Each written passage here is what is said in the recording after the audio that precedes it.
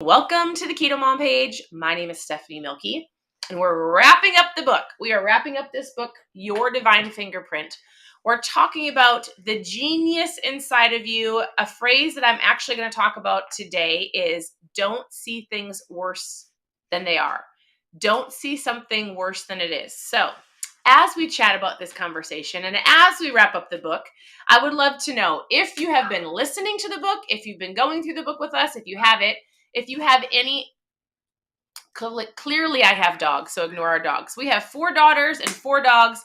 I live in Minnesota. If you're brand new and I've never talked to you, if you're brand new to the page, if you've never shared your goals, post new below. I would love to get to know you. But in general, here on the Keto Mom page, we talk about mindset in the mornings. We go through a book, life lessons, something that's going to either help you pursue your goals, set a goal, believe in yourself, realize there's greatness inside of you. We're wrapping up this book today. And then I think for the next couple weeks, as I, and maybe you, send me some ideas of other books you'd like to go through on the page or just different ideas for the morning. We're going to do some life lessons, and we're also going to be traveling. So as we travel, I think I'm going to have my husband on in the mornings, and we're going to do it together. And he's so excited he didn't even know this. He says he felt set up. All right. So in general, if you're going through the book, we're almost done. If you have something that you're like, this was a huge distinction, it was a big takeaway, something that I learned from the book, maybe you have realized a gift or a talent that you have that you haven't been utilizing and you want to tap into. Whatever it is, this was to help you realize your divine fingerprint, what you're called to do and the gifts and talents that you have. Now, today, as we wrap it up, we're on chapter 11, and he calls it your 1% genius. And there's tons of stories and there's tons of different things that he talks about, but I'm really just picking out one thing that I think can be a life lesson, and he talks about it in this book. And he says this: your 1% genius is activated when you start focusing on the solution rather than the problem. And I'll tell you this, I think this is a key, something that my husband and I learned years ago from our CEO, from our friend who really taught this phrase to us. And he said something, and it was really during, like, have you ever complained about something in your life? How many of you have ever complained about work or maybe a family member or a situation or something? We all have, right? And I don't remember the particular situation, but I remember hearing this phrase and it stuck with me. And it was, don't see it worse than it is. And I don't remember exactly what my husband and I, the situation that we were talking about, even if it was us, because we used to live in Kentucky. And we used to sit in a round table with lots of leadership and just, I want to say solving problems, but I remember hearing him say, don't see it worse than it is. And so I remember thinking, oh, that's so good, because how often do we look at situations in life, in our day, in our morning, maybe you got up and the alarm clock didn't go off, or a kid spilled the milk, or you're running late, or your day hasn't gone how you want it to go, and you just explode and you get frustrated and you realize that at that moment, the rest of your day is ruined. When in general, if you just sit back for a moment and go, all right, I'm not going to make this worse than it is. It's spilled milk. It's not a big deal. I'm 10 minutes late. Like, I'll learn my lesson and I will fix it for tomorrow, right?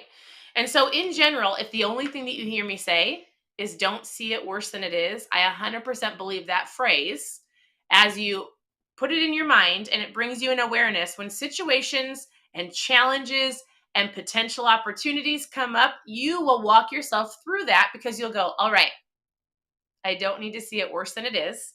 And then as he talks about the genius inside of you, and maybe you're like, genius inside of me, what does that mean? He basically says this: you have your 1% factor. You are you with your gifts and your talents. And part of that is being a problem solver. And part of that is looking at yourself and going, he walks you through this in the book. I'm going to challenge you or encourage you to grab this book and actually read the stories and do the activities.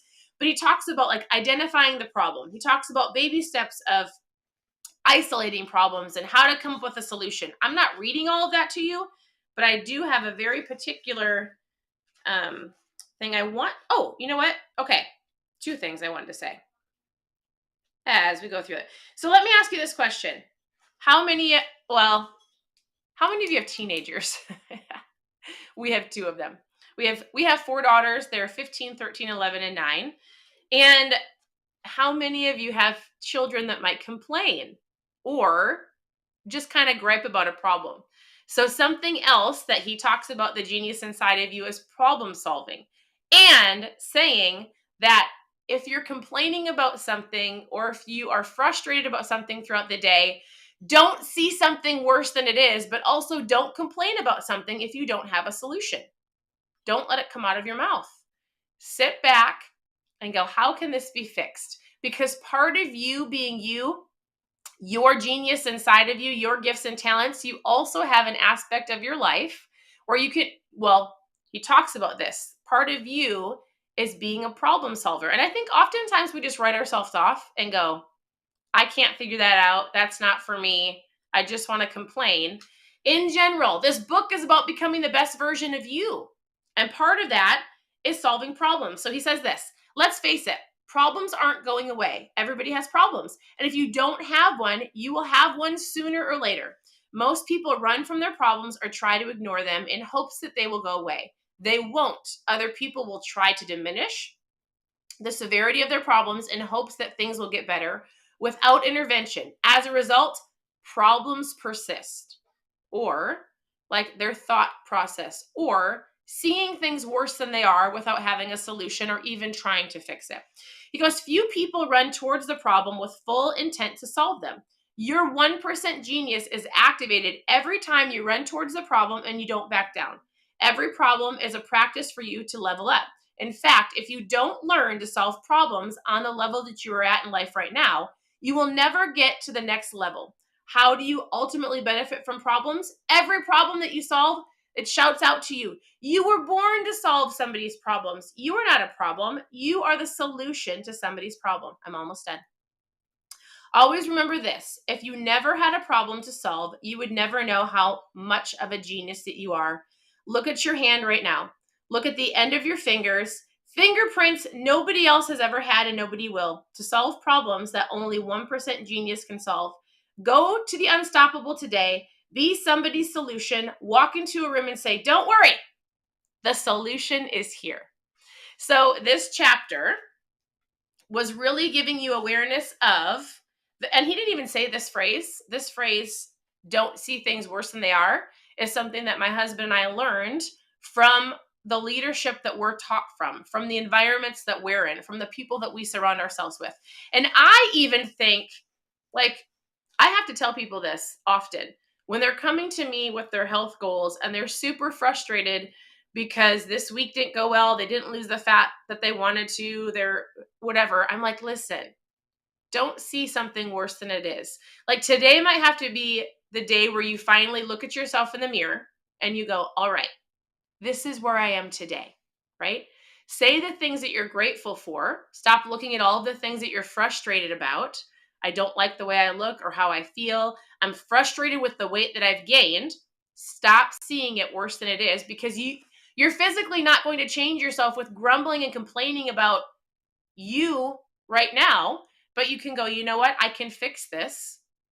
I'm going to stop complaining and I'm going to figure out the solution and figure out the problem for myself of why I'm not waking up or why I'm always late or why I make excuses not to go to the gym or why I'm not packing my lunch. Like, if I'm going to complain about it, then I have to have a solution. That's what he's saying. If you're going to complain about something, then tell yourself it's not going to come out of my mouth unless I'm willing to work on it and figure out what can fix the problem. And this is something you can teach your children as well. Hey, if you're going to complain about that, what would be a good solution?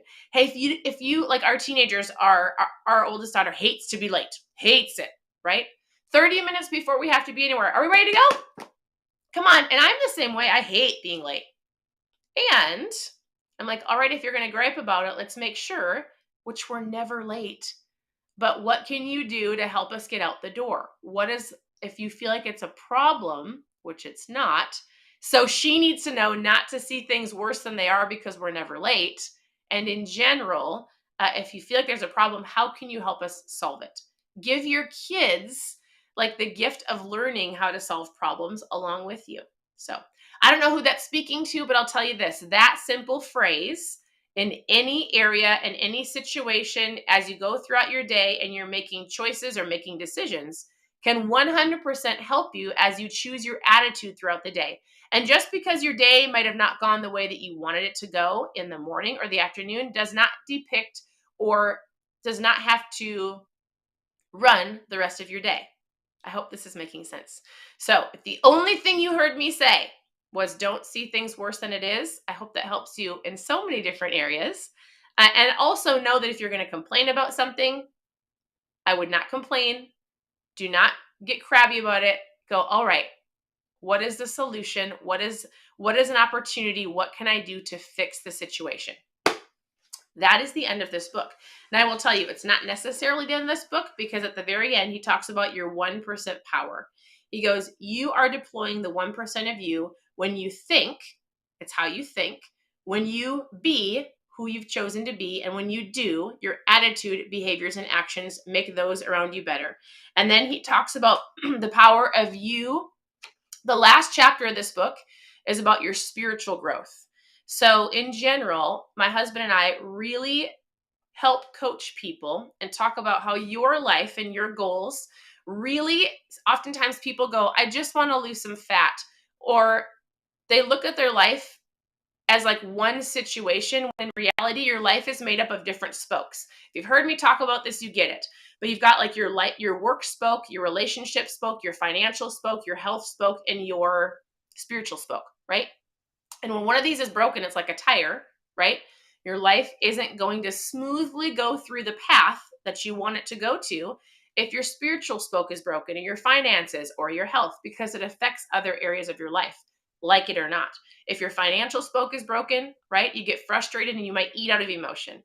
If your spiritual spoke is broken, it's going to cause some emptiness and sadness, which could also cause, it's interesting. If you actually pay attention to the spokes in your life and the other areas of your life, how often does a broken spoke, a broken area with a relationship or finances or spiritually or something in your work cause you to do what? Use food as a comfort. It's a vicious cycle. And if you decide to ignore the other areas of your life, that's where people fall into the trap of eating or doing something like skipping the gym, binge watching movies, which causes you to get unhealthy, which breaks the spoke of your health. I hope this is making sense. So at the very end of the book, he's talking about your spiritual spoke. Where are you at with God? Do you have a relationship with Jesus?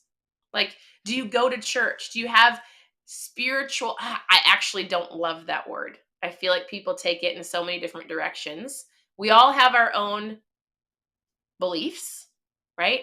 And so we are very much Bible believing, Jesus following Christians.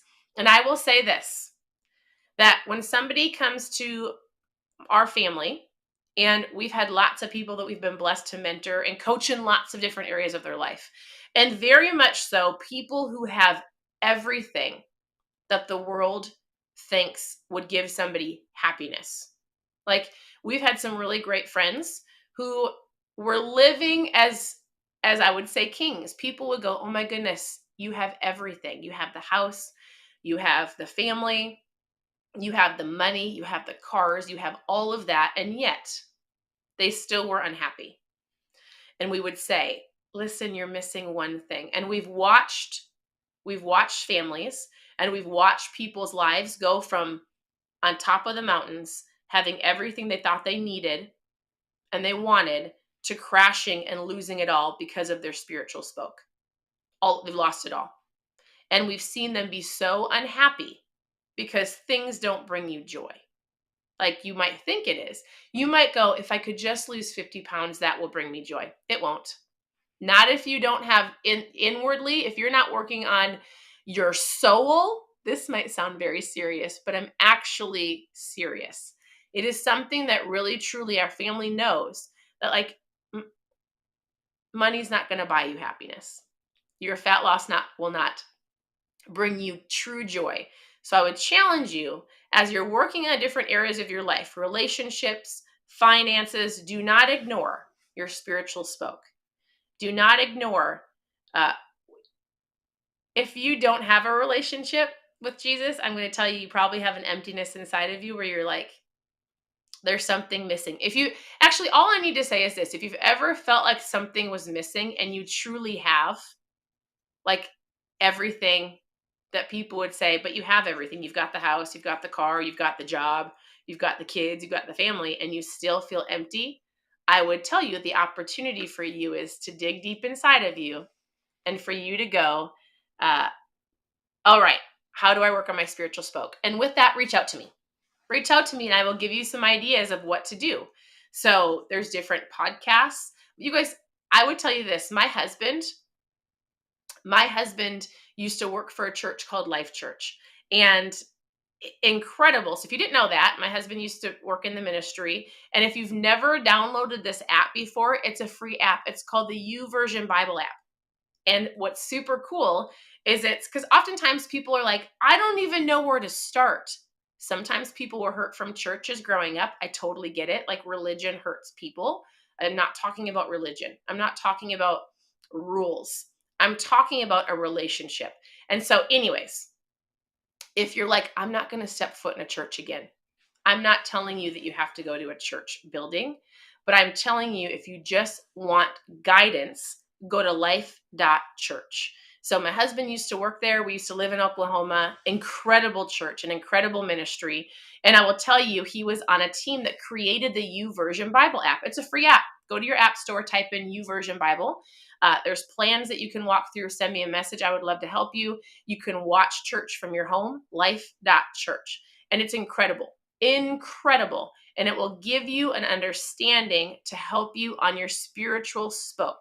So he talks about that in this chapter, in the last chapter. If you have questions, reach out. There's lots of different tools and things that we can give you to help you on that journey because we've been on that journey for years. And so I would say, hands down, that's the number one most important thing that will help you in all areas of your life. So with that, thank you for going through the book with me. We haven't decided on a new book, but I'm pretty sure my husband and I are going to go through some different life lessons that we've learned over years, and we'll come on in the mornings and we're going to do different things together with you, have conversations, give you some things to think about. So I hope you guys have an incredible day. Reach out with any questions that you have, and I'll